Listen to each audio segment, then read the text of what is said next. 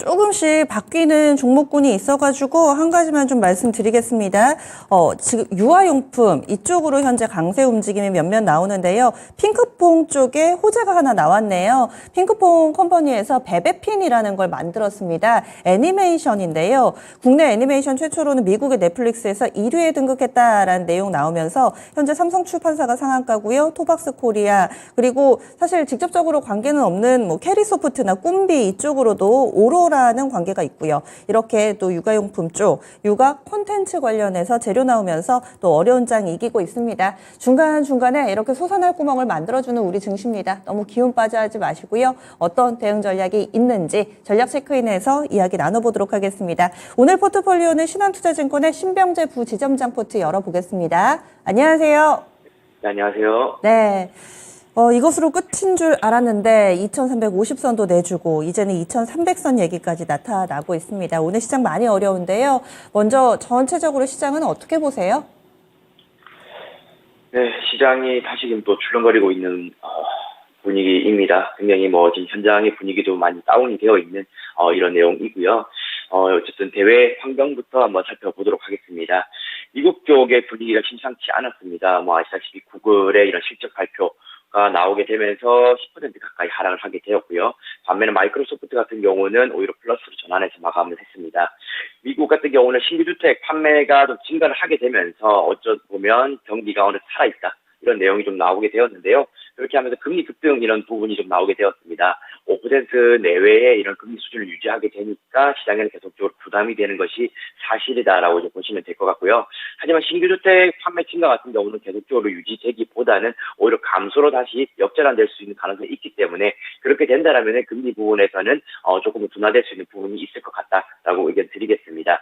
마찬가지로 지난주부터 말씀을 드렸는데요. 중동 지역의 이런 지정학적 긴장감 계속적으로 유지되고 있다라고 보시면 되고 오히려 지난주보다 좀 더 격화된 분위기가 좀 있는 것 같습니다. 그래서 위험 회피 심리는 여전하다라고 보시면 될 것 같고 아무래도 보수적인 이런 관점의 투자에 대한 의견이 계속적으로 나오게 되는 것 같습니다. 방금 말씀드린 것처럼 지금 미국에는 빅테크들의 실적 발표 기간입니다. 그래서 구글과 이런 마이크로소프트 분위기 보여줬고요. 그리고 장 마감한 이후에는 메타 같은 경우도 이제 실적 발표를 했는데 어쨌든 이런 부분들이 우리 국내 시장에는 고스란히 반영이 되면서 시장을 함께 흔들고 있는 이런 모습입니다. 그래서 지금 우리나라 시장을 대응하기 위해서는 미국 빅테크들의 이런 실적 발표도 눈여겨봐야 되기 때문에 굉장히 봐야 될 것들이 많다. 중동 지역에 대한 이런 분위기도 계속적으로 지켜해야 될 것이고 그리고 국내만의 이런 또 분위기도 봐야 될 것이기 때문에 굉장히 복잡다단한 이런 상황이다라고 의견 드리겠습니다. 보겠습니다. 전체적으로 현재 주식 비중이 90%입니다. 지난번에 연결할 때 약간 좀 늘려놓으셨는데 현금 10% 있고요. 운용 전략에 변화 없으세요?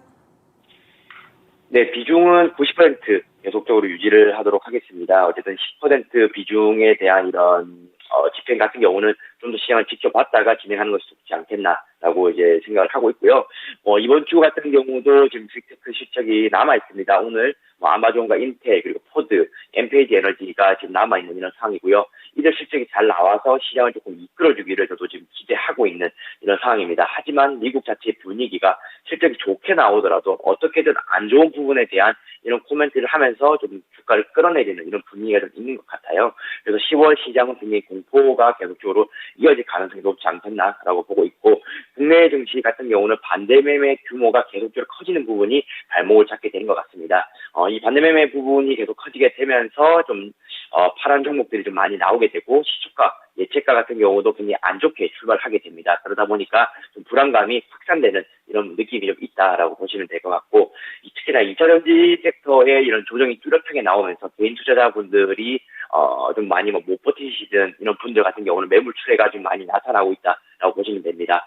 필라델피아 반도체 지수도 4% 가까이 하락을 했고요. 우리 국내 관련된 반도체 종목들도 같이 하락을 하고 있습니다. 마찬가지로 하이닉스 실적 발표와 함께 어쨌든 손실된 부분에 대한 이야기가 나오게 되면서 함께 이제 발목을 잡고 있다고 보시면 되고 2차전지 반도체 좋지 못하다 보니까 하락 종목 수는 계속적으로 증가하고 있는 이런 상황이다라는 의견 드리겠습니다.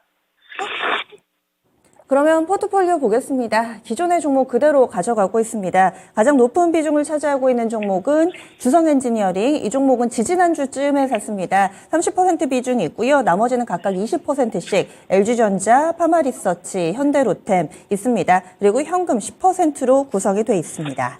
이 가운데서 확실히 참 주식은 그렇습니다. 오르면 내리고 하는 것 같은 게 예전에는 포트폴리오 내에서 LG전자가 가장 아픈 손가락이었죠. 그래서 이 종목 지지라인 얼마인가요? 이런 질문 많이 드렸던 것 같은데 요즘엔 또 이만한 효자가 없더라고요. 바닥 따지니까 확실히 시장 대비로 강하고 분위기도 괜찮은데 LG전자 좀 봐주세요.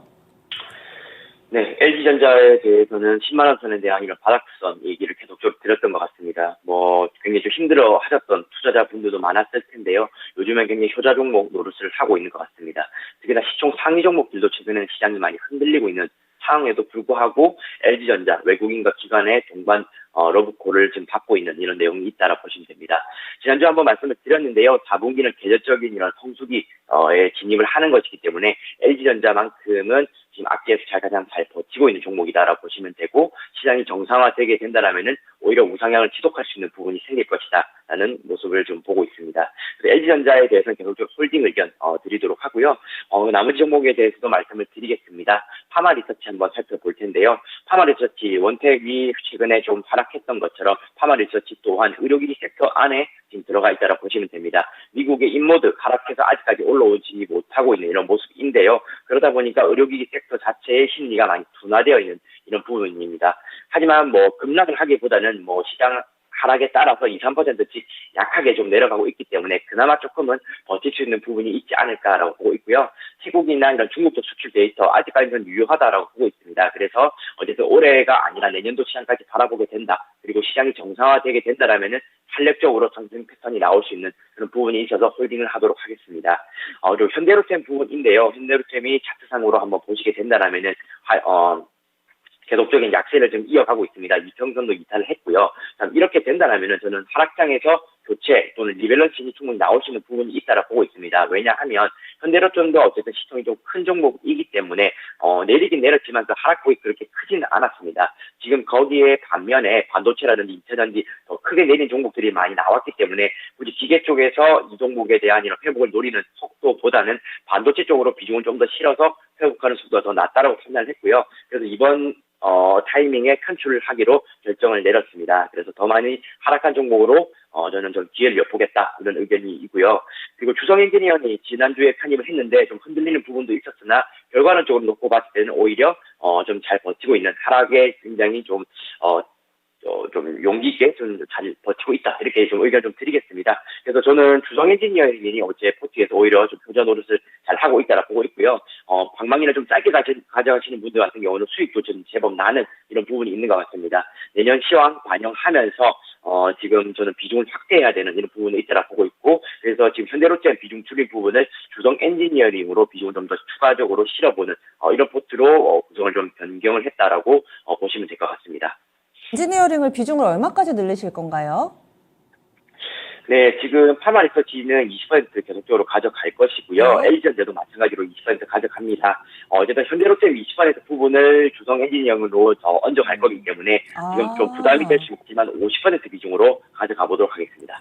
절반을 뚝 떼가지고 주성엔지니어링으로 옮겨갑니다. 이 종목에 거는 기대 상당한데요. 현금 10% 있습니다. 혹시라도 교체를 한다거나 할 때 신규로 좀 담을 만한 관심 종목이 있으신가요? 네, 지금 제가 섹터로 봤을 때는 의료기기, IT, 그리고 반도체 이렇게 들고 있습니다. 그래서 좀 분산을 하려면 아예 다른 업종을 한번 관심 있게 계속적으로 보고 있는데요. EM텍입니다. 전자담배 이런 회사다라고 보시면 될 것 같고, EM텍과 이렌텍 이렇게 또 나눠져 있는데, 특히나 요즘 같은 경기 침체기에서 이렇게 좀 이런 상승률을 좀 돋볼 수 있는 종목입니다. 경기 침체기의 전형적인 성장주 패턴을 갖고 있다라고 보시면 되고요. 흔히 저희가 죄악주라고 얘기합니다. 술이라든지 담배 이렇게 경기 침체기가 왔을 때 오히려 수요가 꾸준히 증가하는 이런 부분의 종목이다라고 보시면 될 것 같고요. EM텍 차트 한번 보시면 아시겠지만 최근에 하락장에서도 오히려 방어를 좀 잘 하고 있는 부분이 있고 최근 한 달 전만 해도 52주 신고가까지 올라가는 이런 모습도 보여줬던 것 같습니다. 자회사 계열사 같은 경우는 상장도 준비하고 있는 부분도 있고요. 해외 쪽 수출 같은 경우 전자담배 계속적으로 늘어나고 있고 국내 시장 자체도 계속적으로 캐파가 커지고 있는 상황입니다. 전자담배 옆에서 이제 보시면 아시겠지만 연초담배보다는 전자담배 이런 수요가 굉장히 커지고 있는 상황이기 때문에 이 종목 좀 눌림목 나왔을 때 한번 좀 좋은 시각으로 지켜보시면은 긍정적인 결과가 있을 것 같습니다. 네, 알겠습니다. 다음 주에 뵙겠습니다. 네, 감사합니다. 네. 이렇게 해서 오늘 신병철 부지점장 포트폴리오 살펴봤습니다. 변화가 좀 있었습니다. 종목이 세 종목으로 줄었습니다. 파마리서치와 LG전자 20%는 그대로 가져가고요. 현대로템은 아쉽게도 정리를 하고요. 그 20%를 주성엔지니어링에 담았습니다. 주성엔지니어링 50% 비중으로 늘었고 현금 10% 있습니다. 지금까지 다양한 투자 판단에 대한 도움 말씀드렸습니다. 종목의 상승 하락을 보장하지는 않습니다. 보기 싫어도 봐야 될 때가 있습니다. 오늘 장 끝까지 좀 집중력 발휘해서 신중하게 대응 전략 세워보시고요. 저는 여기서 인사드립니다. 함께해 주신 여러분 고맙습니다.